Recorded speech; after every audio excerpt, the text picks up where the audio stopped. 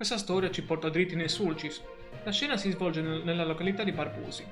Nei giorni scorsi gli agenti della Polizia di Stato dei commissariati di Iglesias e Carbonia, sempre attivi nelle attività di prevenzione e contrasto al traffico di droga, hanno fermato un'auto per un controllo di routine.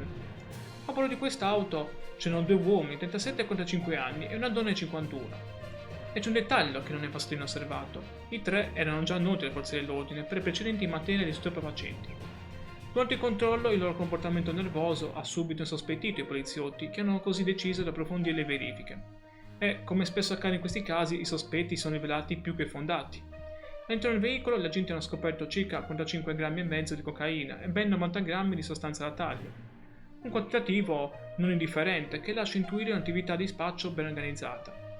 Ma le sorprese non finiscono qui, anzi, le perquisizioni sono estese anche alle loro abitazioni.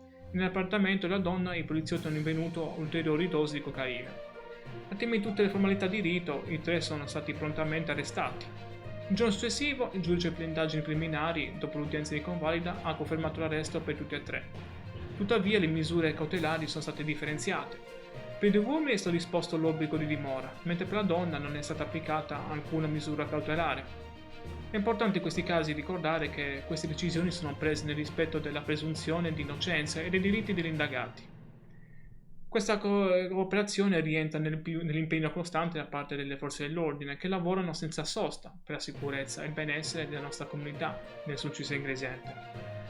E voi cosa ne pensate di questa operazione antidroga? Credete che siano sufficienti o che serva un approccio diverso per sradicare il problema dello spaccio nella nostra comunità e nella nostra isola?